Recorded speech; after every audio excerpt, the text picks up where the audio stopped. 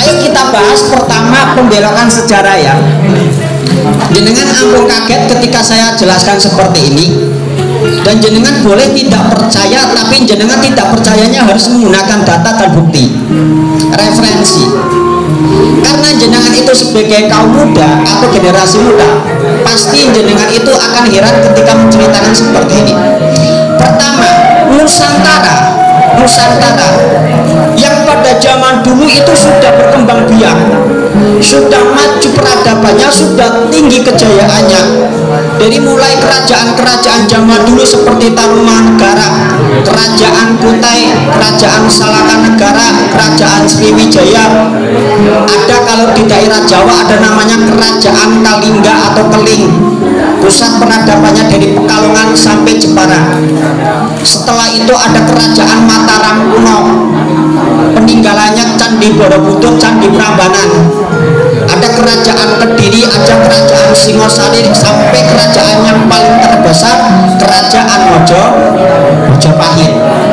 Peninggalan kerajaan-kerajaan pada zaman dulu itu masih bisa dirasakan pada era sekarang ini, seperti Candi Borobudur, Candi Prambanan dan lain sebagainya. Ketika Islam masuk, maka ada kerajaan-kerajaan Islam khususnya yang ada di Pulau Jawa, seperti Giri Kedaton, Kerajaan Demak, Kerajaan Pancang, sampai Kerajaan Mataram Islam, dan ada di Cirebon Kerajaan Banten dan Kerajaan Cirebon atau Kesultanan Banten dan Kesultanan Cirebon. Walaupun terpecah menjadi kedua, Kesultanan Kesepuhan dan Kanoman.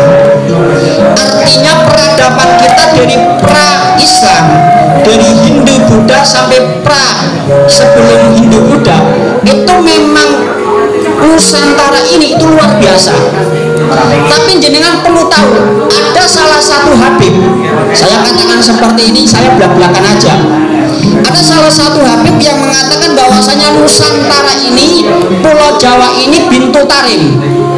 Bintu tarim itu apa? Bintu itu mananya anak perempuan. Anak perempuannya tarim, artinya Pulau Jawa, negara Indonesia, Nusantara itu miliknya tarim. Padahal tarim dengan Nusantara peradabannya besar Nusantara. Pertama. Yang kedua, Habib datang ke Indonesia itu jauh sebelum adanya Habib, peradaban kita sudah besar. Seperti apa? Kerajaan Kalingga, Kerajaan Majapahit dan lain sebagainya. Maaf, ini saya sebarkan supaya jenengan benar-benar tahu. Pertama seperti itu.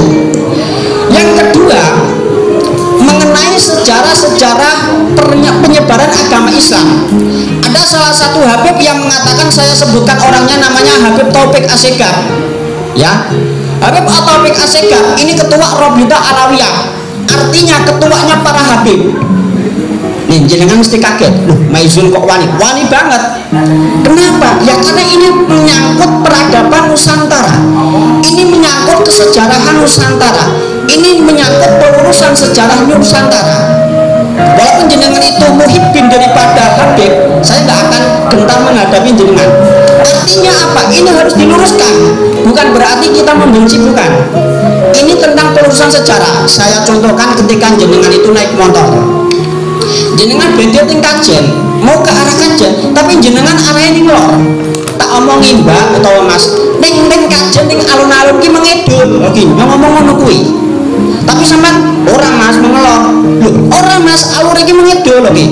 Apakah ketika saya memberitahu seperti itu, aku ki benci harus sampean? Bener nggak? Benci nggak kalau seperti itu? Apakah saya memberitahu tentang arah ke kidul, saya itu membenci jenengan? Membenci apa mboten? Enggak. Nah, inilah yang saya lakukan kepada jenengan. Saya tidak memandang siapa itu orangnya. Yang penting kita harus benar-benar, yang salah ya salah, yang benar ya benar. Lah kalau umpamanya saya salah, yang jenengan bener ke, kan kayak gitu. Umpama saya ngomong salah, keterangannya salah, ya dibener ke, karena saya masih kecil, kan kayak gitu aja. Dan inilah yang paling penting. Artinya apa? Artinya ada salah satu pembelokan sejarah mulai datangnya Islam. Katanya salah satu Habibnya namanya Habib Taufik Assegaf mengatakan, dulu ketika Habib itu nggak datang ke Indonesia ya, itu mbah-mbah sampai niku wis nyembah berhala, nyembah pohon, nyembah kuburan, nyembah watu. Padahal Habib datang ke Indonesia itu tahun 1800-an. Pada tahun 1500-an itu sudah banyak Islam, sudah menyebar agama Islam. Bahkan sebelum 1500-an Islam pun sudah ada di Nusantara, sudah menyebar luas. Habib datang ke sini itu sudah Islam semua, artinya mayoritas walaupun tidak 100%.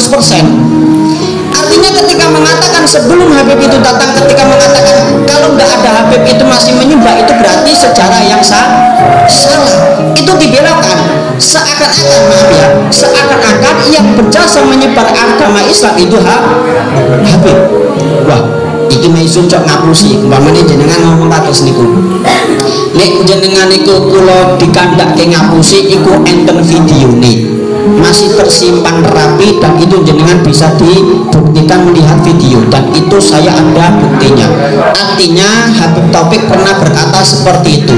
Berkata bagaimana? Berkata bahwasanya ketika Habib itu enggak datang, itu nenek moyangnya jenengan, leluhur jenengan itu masih menyembah kuburan, masih menyembah pohon dan batu primitif kayak gitu loh.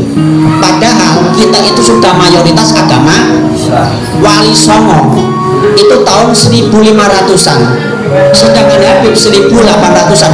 Berapa selisih tahunnya? 300 tahun. Kita Nusantara khususnya Pulau Jawa itu mayoritas sudah Islam. Maka sejarah yang seperti ini itu sejarah palsu. Artinya sudah dibelokkan seakan-akan yang menyebarkan agama Islam itu Habib, seakan-akan yang menyebarkan agama Islam itu nenek moyangnya para Habib. Itu salah. Yang menyebarkan agama Islam di Nusantara ketika kita Nahdlatul Ulama harus meyakini yaitu Wali Songo. Walaupun kalau kita katakan sebelum Wali Songo pun itu sudah ada penyebaran agama Islam. Itulah yang dinamakan pembelokan sejarah. Maka caranya bagaimana cara membendung? Kita harus mengerti tentang alur sejarahnya. Jenengan cari sejarah yang asli bagaimana. Ntar kalau berhubungan dengan Rawalaku juga ada. Nah, kayak gitu. Terus seperti hanya sejarahnya NU, dikatakan sejarah NU, konon katanya berdirinya NU itu ada restu dari para habaib. Pendirian NU itu bermula dari para habaib. Itu banyak sekali Habib yang ngomong seperti itu. Saya contohkan Habib Bahar kayak gitu loh. Itu ngomong seperti itu, seakan-akan NU itu didirikan oleh para habaib, padahal tidak. Jenengan cari buku-buku Nahdlatul Ulama, berdirinya NU itu dipelopori oleh Mbah Hasyim Asy'ari atas restu istikharat dan direstui oleh Sayyidina Khalid melalui salah satu muridnya di As'ad Syamsul Arifin, dan didirikan oleh para ulama-ulama pada zaman dulu juga seperti Mbah Abbas Buwo dan lain sebagainya. Bahkan sebelum Nahdlatul Ulama itu embrionya, cikal bakalnya itu sudah ada seperti Nahdlatul Tujar dan lain sebagainya. Di mana? Di daerah Surabaya. Artinya perkumpulan seperti itu terbentuknya, sebelum terbentuknya Nahdlatul Ulama itu sudah ada embrionya di Surabaya. Maka ulama-ulama pendiri Nahdlatul Ulama yang paling banyak itu daerah Surabaya. Bahkan pencetusan utama atau awal berdirinya Nahdlatul Ulama itu di Jombang atau di Surabaya? Hah? Jombang atau Surabaya? Jenengan pasti bingung. Mbah Hasyim Asy'ari wong Jombang, Gus Dur wong Jombang, pusat NU jarene jenengan krungu-krungune wong Jombang. Tapi jenengan perlu tahu berdirinya NU itu pertama itu di Surabaya. Bahkan ulama-ulama yang mendirikan NU itu kebanyakan dari Surabaya.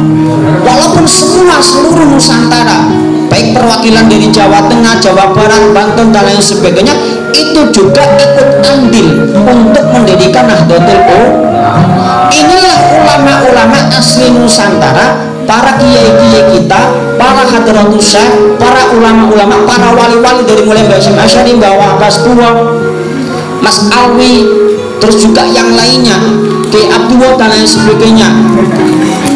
Ini orang-orang yang mendirikan Nahdlatul Ulama. Ketika ketika beliau itu mau mendirikan Nahdlatul Ulama, Mbah Hasyim Asy'ari itu istikharah dan mendapatkan bahasanya petunjuknya mulai daripada siapa? Dari gurunya Syekhuna Khalil. Dan sekarang ini dibelokkan, seakan-akan yang merestui berdirinya Nahdlatul Ulama para habaib, padahal nggak ada. Jenengan cari sejarahnya pengurus atau struktur pertama berdirinya Nahdlatul Ulama, sama sekali tidak ada habibnya, nggak ada sekali. Ini maka saya perlu tekankan kepada generasi muda, terutama jenengan masih ilmu IPPNU, ini sangat penting banget untuk jenengan mencari sejarah yang asli. Jangan sampai jenengan, kalau jenengan bahasanya keren itu, jangan sampai jenengan itu dikibuli dengan sejarah-sejarah dengan kepentingan tertentu itu.